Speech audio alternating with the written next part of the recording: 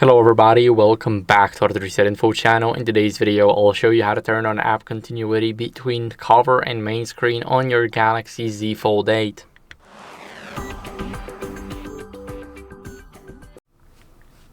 So what are we going to do first is we're going to open up the settings. Once we are in the settings, we will be in the connections. What are we going to do is we're going to scroll down, open up the display.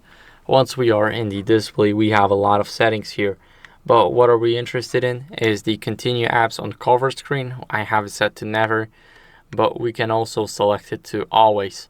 And once you select it to always, as you guys can see, let me just put the phone up here. You can easily close it and you have the continuity.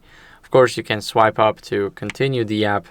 As you guys can see, now we have to swipe up to continue, and if you put never, then if you go from here to here, then the screen will simply lock and we will have to unlock it.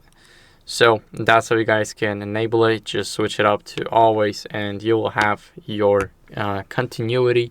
Thank you for watching. If you enjoyed this video, then leave a like, subscribe, and I'll see you in the next one. Bye.